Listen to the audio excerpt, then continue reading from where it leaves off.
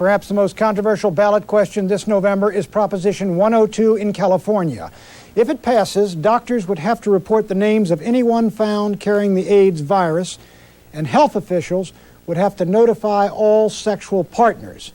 Insurance companies would be permitted to conduct AIDS tests and deny coverage to anyone carrying the AIDS virus.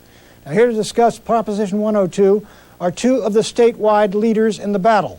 Dr. Alan McCutcheon, who's an AIDS researcher from the University of California, San Diego, and Dr. Lorraine Day of San Francisco General Hospital. Tom? Dr. Day, I understand that you had trouble with the San Francisco General's operating room and that you had demanded that the room be tested for the HIV virus and that the gloves be tested. Tell me, did you take the Hippocratic Oath? Well, yes, I took the Hippocratic Oath. That doesn't have anything to do with testing the environment in the operating room.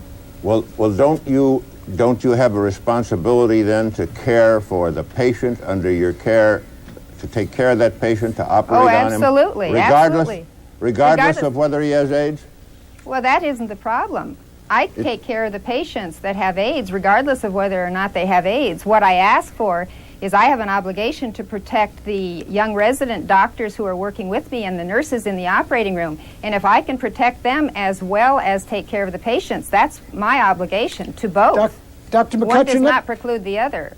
Excuse me. Dr. McCutcheon, Pat Buchanan here. Let me take up this question of Proposition 102.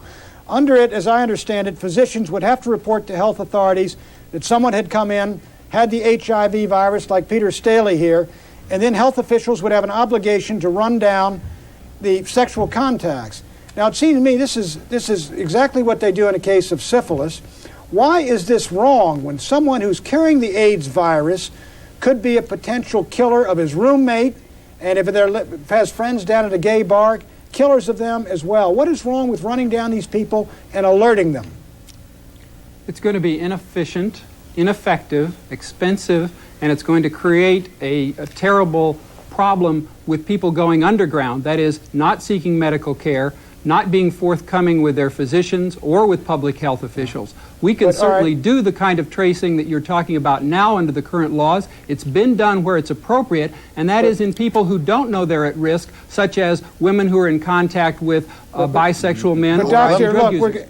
It seems to me that if we do this, and you're going to have some problems attendant to it, but you're going to save lives. You're going to alert a lot of people, and maybe you're going to save a lot of lives.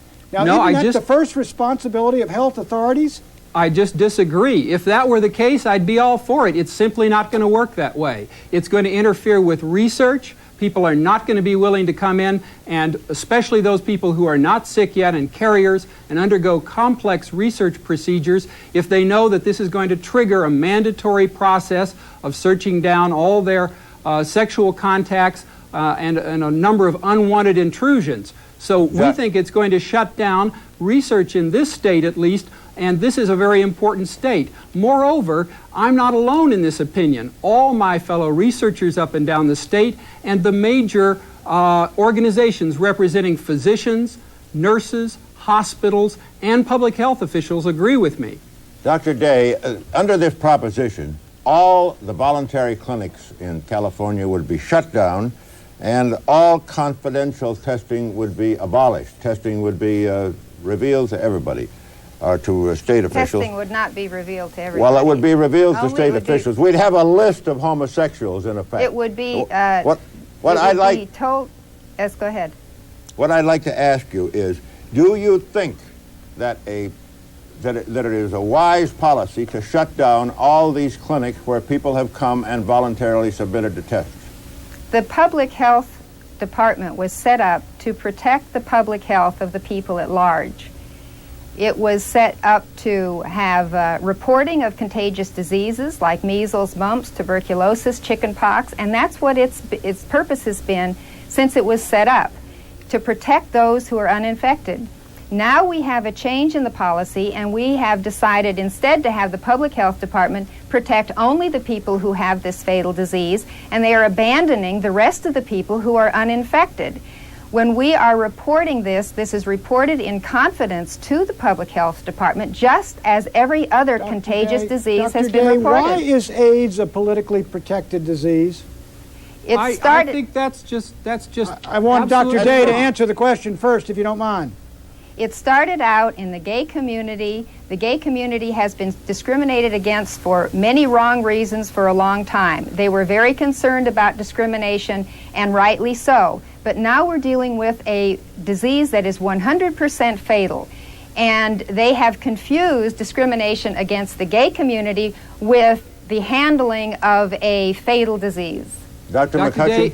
Dr. Day, if that's true, if there's some political protection going on, why is a very conservative group of people like the physicians of California, the nurses of California, the hospital administrators, and particularly the public health officials whose very responsibility and job it is, why are they so opposed to this? I'll tell you the reason. This thing is going to create unemployment. I'll let you answer.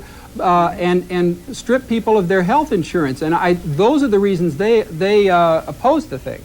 Dr. Day? Yes, well, I think that anybody who is not a hazard to anyone else in the workplace should be allowed to keep their job. However, when you have people with active AIDS taking care of pregnant women, there is a risk there, so there may be some jobs that people with active AIDS should not have.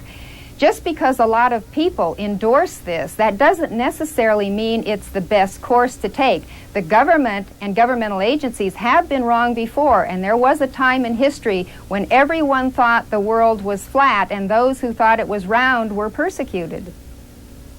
All right, well, just a minute. We have to take a break for a commercial. And when we get back, we'll ask Peter Staley whether he would go anywhere within a mile, within a gold pole of a clinic where they would give his name to somebody and test his sexual partners if he had to. We'll be right back.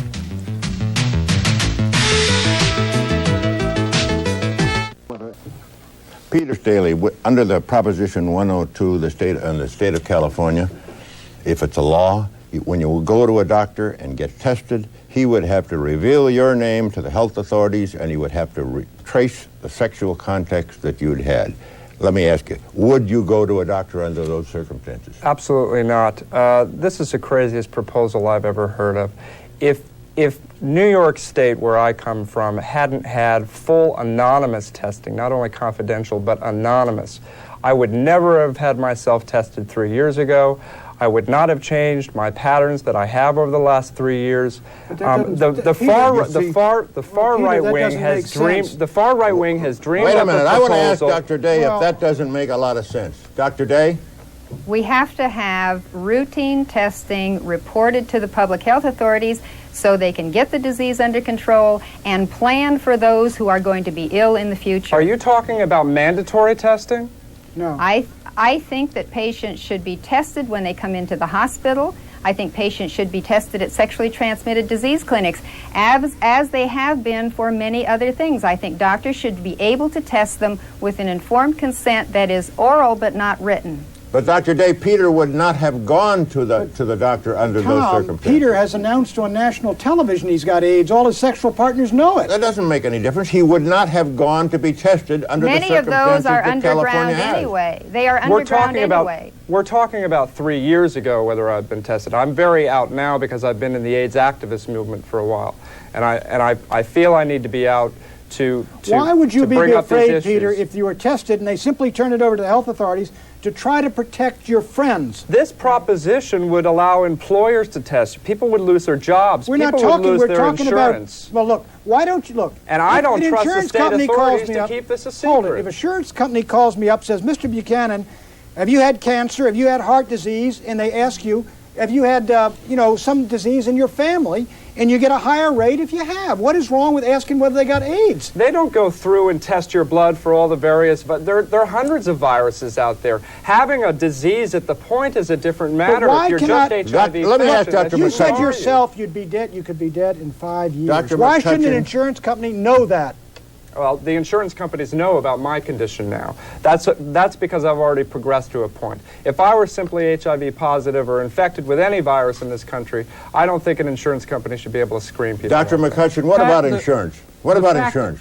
the fact of the matter is that what they're asking for in 102 is permission to detect people who are perfectly well and may remain well for 10 or 20 years, who can be productive citizens in that interval, who can maintain jobs and health insurance and so on and so forth. But if they are tested and put on lists, they're simply not going to be able to get jobs. But doctor, isn't it a lie if they're carrying the HIV virus and it's not known? Isn't it a matter of deception and fraud on the insurance company and everybody else who's got to pay insurance premiums?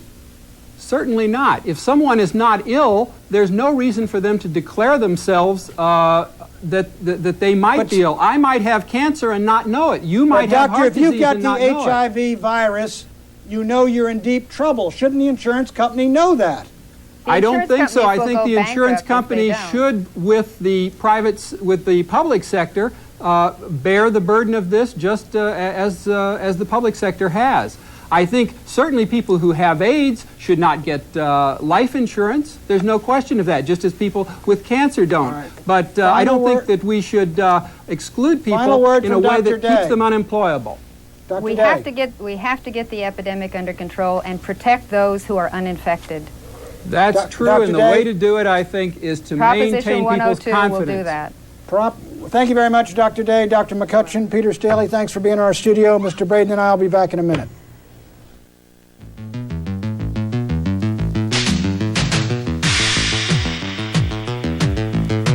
Is going to save lives. It's going to embarrass some people, but I think the things ought to pass, and I think it's going to pass. Prop 102 will do exactly what you want it to do, Pat, which will make a statewide list of homosexuals, will get them out of jobs and out of medicine. It's not From of the left, I'm Tom homosexuals. Braden. Good night for Crossfire. It's of people who have the disease, Tom. From the right, Pat Buchanan. Join us tomorrow night with another edition of Crossfire.